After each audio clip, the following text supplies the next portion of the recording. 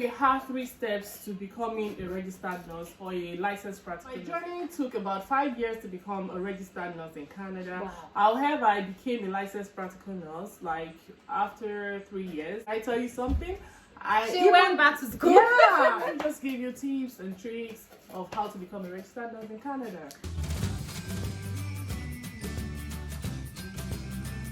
Back to my channel, guys. My name is Abiola and this is Real Time with Abiola. And today in this video I have a special guest. Okay, she will be giving you some nuggets and tips on how to become a nurse and a journey in the nursing industry. Official name Augustina Adekoya. I'm Abiola's sister-in-law. The reason why I said I was going to come on this channel is because of the journey of becoming a nurse or registered nurse in Canada. I was a registered nurse back in Nigeria, and then I immigrated into Canada with my family in 2017. And I would say that it's been a journey, and a lot of immigrants, especially nurses that wish to become registered in Canada, right? A lot of them don't have the information that they need to know, and it takes them a long time, right, to be able to become registered in Canada. And I felt like this is a good platform for me to share that information. I always love to give people good information, and the more information you have, the better for you, right? My journey took about 5 years to become a registered nurse in Canada. Wow. However, I became a licensed practical nurse like after 3 years of getting into Canada. But I feel like I would have been able to become a registered nurse earlier on if I had the correct information. Wow. Right? Yeah. So that's the main reason why I said, okay, let me just give you tips and tricks of how to become a registered nurse in Canada. Thank you very much for the background. So now I think we'll just go into the actual tips, which is the right way to become a RN in Canada. In Canada. Okay, so I will start with, there are 3 classes technically of regulated nurses. So we have the licensed practical nurse. In Ontario specifically, they are also known as licensed or registered practical nurse, right? And then we have the RN, that's the registered nurse. We have the advanced level, the nurse practitioners, and then sometimes in some provinces we have the nurse, the registered psychiatric nurses. But basically I'm dwelling on the licensed practical nurse and the registered nurse. So this video, technically, I would say it will be more beneficial for people coming from Nigeria, right? Okay. For them to know the difference between these classes of nurses in Nigeria and how they are related here in Canada. So in Nigeria, we know we have people that go to School of Nursing, that's the diploma, 2 years program. Each they become registered nurse. So that I would equate with licensed practical nurse in Canada, where they also go for diploma in nursing and then they become a licensed practical nurse. Now moving forward, so in Nigeria, you see people go to diploma and then they become registered nurse straight away. Yeah, in Nigeria, but here no, it doesn't work that way. If you have to become a registered nurse, it's a minimum of baccalaureate in nursing. Wow. Yeah. So you see that a lot of us that had degree back home in nursing, like 4 or 5 years, right? Some people have to start all over, but the first thing is we get some of us, a lot of us, let me say like 80% of us, if you have good curriculum stuff that you have given or documented, you get comparable for licensed practical nurse, right? But almost all of us at that level would get not comparable for RN. So you have different options, either to go back to school to bridge that gap or to do an exam, which is all-skill exam, to be able to bridge it. But right now there is a lot of flexibility. So you don't have to go back to school. For me, should I tell you something? She went back to school. Yeah. So I had my license practical nurse after 3 years, and I was requested to go for either all-skill or I should go for bridging program. And in Alberta, it's only one school that offers a bridging program for people that are already registered nurses from home. And you have to wait a long hour, right? Wow. So I'm like, okay, instead of me waiting, let me just apply. So I applied to Nigerian University for another degree in nursing. That's a 4 years program, having done 5 years back in Nigeria, right? Can you imagine? Yeah, but I still had my application open for registered nurse, right? And funny enough, I'm not even graduated. I'm supposed to graduate next year, but now I'm a registered nurse. I'm sure you guys want to know how she did that, right? Yeah. So that's the aspect of information, right? When you have good information, you are able to do a lot of things without having to go through the stress. Right. So basically, we have 3 steps to becoming a registered nurse or a licensed practical nurse in Canada. First of all, we have the NNAS assessment service. Yeah, so that's the first or the foundation of becoming a nurse in Canada. You have to send your document to them. You open an account with them. That's online. They request you to send your documentation from school. That's your curriculum. Then with your years of experience in nursing from where you're coming from, they require a reference from your employer, signed, sealed, and sent directly to them. Like in mail? Yes, email. They don't accept emails, right? They want it sealed and stamped. So you send it to them. And so you do your curriculum, you do your work experience. And the third one is verification that you actually registered nurse in Nigeria. So you have to apply to Nursing and Midwifery Council. One tip here. Please, in Nigeria, you could be a registered nurse, a registered midwife, a registered public health nurse, an educator. Those were the things I had in Nigeria. Make sure you're putting all of this in whatever you're sending to them. Because that's the problem. When you just declare only nursing, because you feel like it's only a nurse that you want to become here, eventually they find out one way or the other, maybe from your license or something, and then that delays a lot of things. They tell you to go back and go do so for verification again. You're supposed to verify with your council, like Nursing and Midwifery Council, but because you felt like, oh, it's just a nurse that you want to become here, you just say, oh, I'm a nurse, but you don't verify the other part, right? And when these people receive this information, they don't even process it on time. It can take 2 months, 3 months before they upload your stuff and get back to you. And then they'll get back to you and tell you, no, you only declared your nursing. You have to get back to Nursing and Midwifery Council. And you know how stressful it can be. To call someone to help you out there is so hard. So firstly, make sure you're declaring all the registration you have with Nursing and Midwifery Council, and they're having that.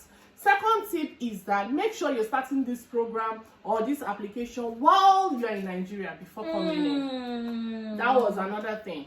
For me, I started while I was in Nigeria because I felt like I wouldn't have anybody to help me get all these things done. I started, but by the time I got here, I found out that they had not even sent what they were supposed to send. To NNAS. So now NNAS, like, they didn't receive anything. I had to be calling. And because of time difference, right, I had to wake up in the middle of the night to call these people.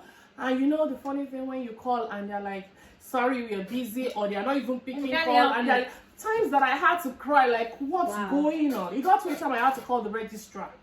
Like, no, this can't be possible. So make sure you're starting this process, like almost finishing before coming here.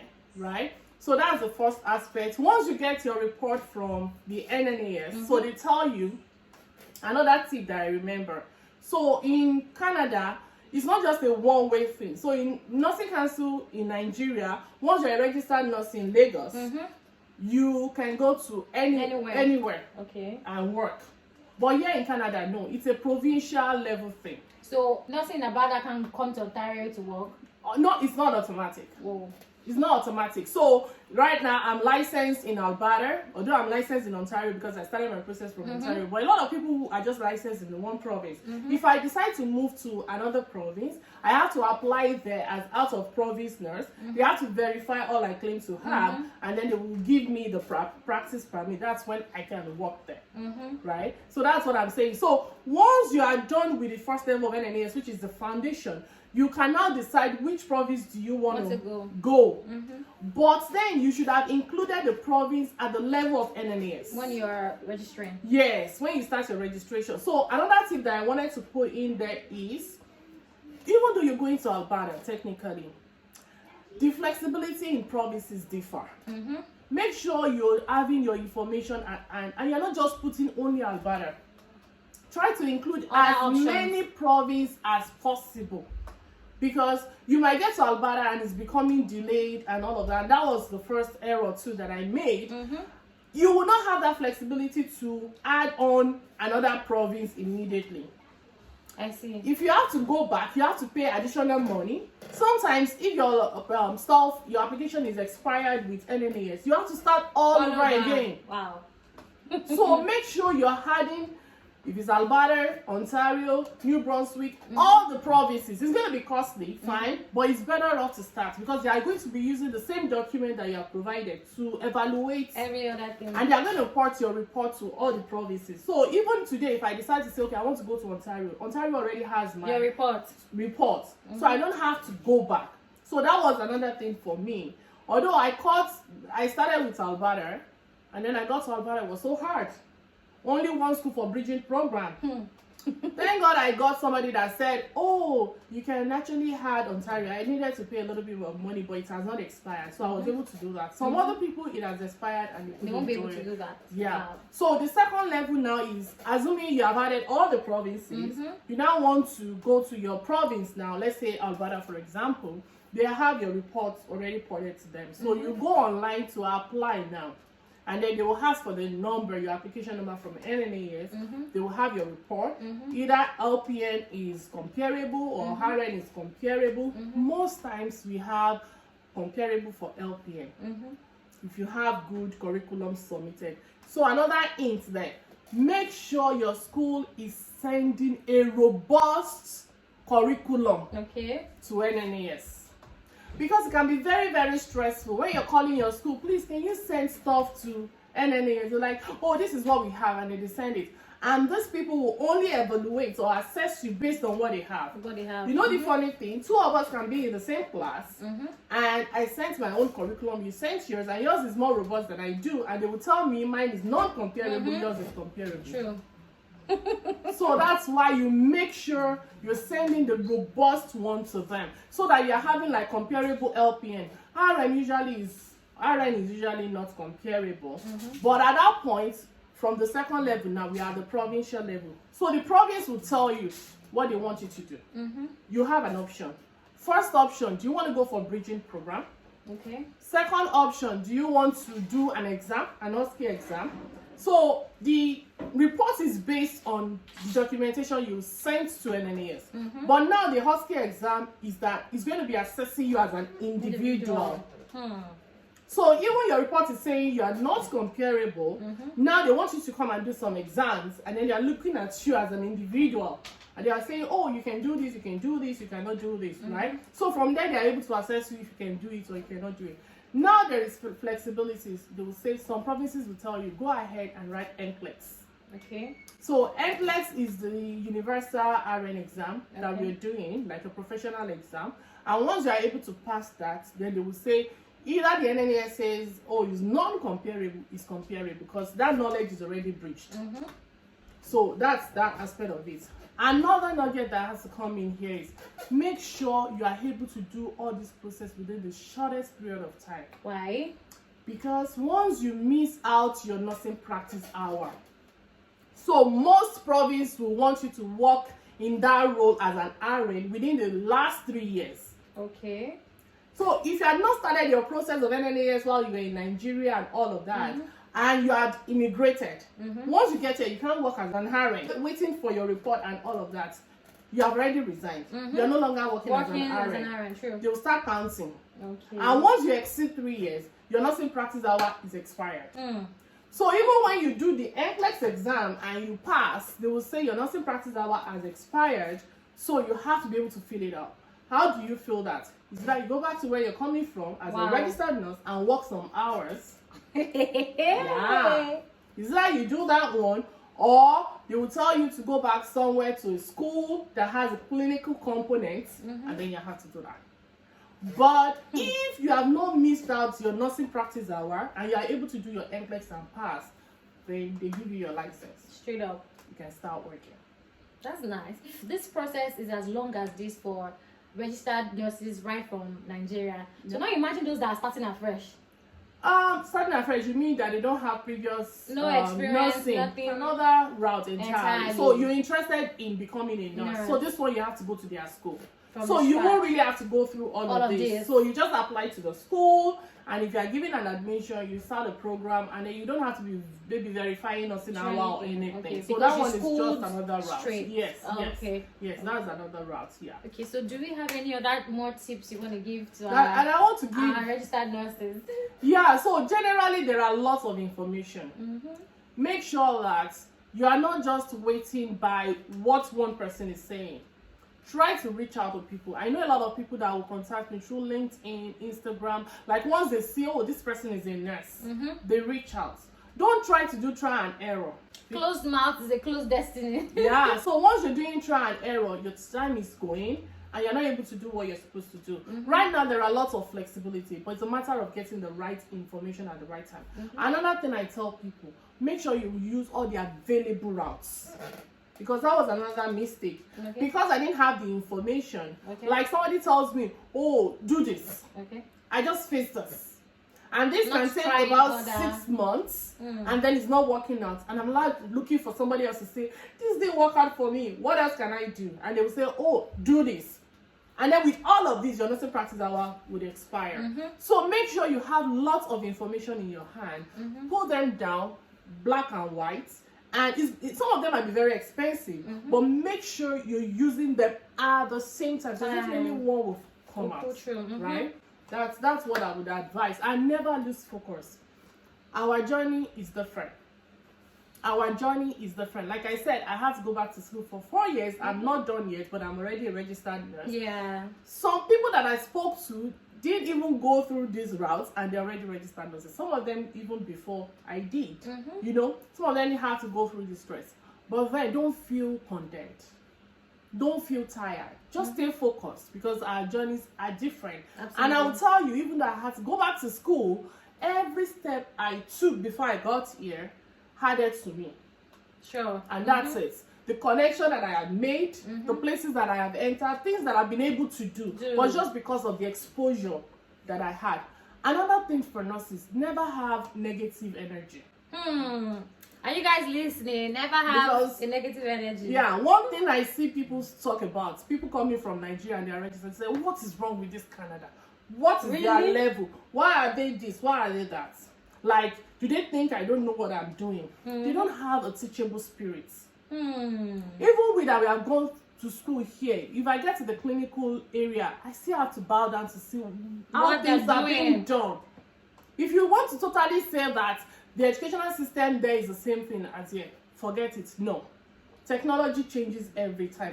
You know, even people that are here that have started working with those technology even right from beginning, they still have to go for continuation, you know, all this continuity education and all of that, upgrade for them to be familiar with this thing. Not to talk of that we are coming from a place where we did not use it. Old school. Yeah. So please just calm down. Don't carry, because that's one thing. When you come to me and you're giving me that bad vibes, I just shut up. Like, okay, do whatever you want to do. Yeah.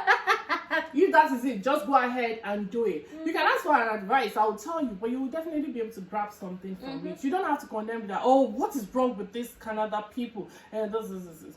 They will be comparing Canada. You're not ready to become an RN then. You get it? They'll be comparing US with Canada or whatever. Since you have decided to immigrate here, you have to abide by whatever they're doing. Whatever is happening here. Right? We know some of them might not be fair on us, but I always pick the positive part of every journey. But make sure you're clicking up to people, asking questions, make sure you have enough information and use it. Right now it's getting better. That's what I would say compared to when we came, right? Some it took them 10 years before they became RN. Wow. Right? After having several years back, it's just about information. Reach out to people, get the right information, and you definitely be fine. Thank you so much for this information. So my last question will be that, how is school life here? Like, having to, you know, more or less like you're relearning all the things that you already know before. So how is the life general in school before becoming an RN? Yeah, I think school is pretty good. You know, we are different. So for me, I have my family, I have kids. So it was really hard for me to be able to balance between school, work, and all of that. The foundational knowledge is the same. Okay. Yeah, it's the same. But it's easy for us to forget things. Like me, I graduated 2009. That's a long time, right? And I had forgotten those things, but when they taught us, I was able to remember. I was able to catch a lot of things. I didn't have to put lot of energy into things before getting to do it. Even when I go for my clinical rotations, my instructor will say, there's something fishy about you. Like, I don't tell them, oh, I have a background, because I don't want the expectation to be too high. But then they just figure it out. Like, the way you do your things are different from people that don't have the knowledge, right? So if you have a previous nursing background, it's pretty good to be able to get in. It's just the balance between your family. But then if you have a spouse and your spouse is understanding and you have the focus, you know what you want to get out of it, you'll be fine. Another thing, Canadian system, I think is still very easy compared to Nigerian system. Sincerely, I would say that. It's easy if you want to really get into it, because in Nigeria there are so many factors that we fight with when we are in school, right? There are a lot of subjectivity that this is how the lecturer wants you to do stuff, right? But here it doesn't work like that. Just put your own thing. I'll give you an example. I'm not trying to condemn anything right now. I remember when we go for clinical rotation back then in OSUS, if you want to do exam, they will tell you have to do 1, 2, 3. Like, it has to be that way. You have to arrange it, right? You can't tell your examiner, oh, I forgot to bring faucets. Can you help me bring it? And the moment you forget, even though you have the knowledge of what you want to do, you are failed. You are failed. You even see them, some of them, they're like, even the face that you're looking at, you're already like, what's going on? But here, I'll do exam and my instructor will be asking me, do you want me to do anything for you? Initially, I'm like, don't worry, I'll do it. Even when I'm struggling with it. She's like, that's why I'm here. Fine, I'm here to check on you, but I'm not here to fail you. I'm here to help you. So it was a different thing, and I felt like, no, that was pretty easy for me. But when you have other commitments, it might be more, hard to commit. But the educational system itself, I think it's quite good. Any major challenges? In school, sincerely, in school, I never really had any major challenge. I think the major challenge was just balancing the family and the school. You can't even have major challenge. And when she was in school, she almost had a first class. So you're not coming to Canada. She's not leading the class. Don't start. Yeah, that's why I said academically, I don't have any issue. Right now, too, I'm doing very good. It's just about having somebody that's very supportive. Sure. And also, another thing that helped me was during COVID. We did so many learn from home. So I was able to manage my kids. They were home and I was learning. But if I had done a lot of in-person, I think it would have been more challenging for me. Yeah, so yeah, just having and then another thing I did was, if you had to go back to school, make sure you have a support system apart from your spouse. So every year I used to just bring my in-law in, either my own parents or my in-law. They will come in and help me anytime I had to go for those clinical rotations, because it wasn't really flexible. You had to follow their own schedule. So I did that, so that at least even if I'm at work, I'm doing my clinical rotation, I'm secure that my home is secured, right? So those are the little things that I did. Yeah.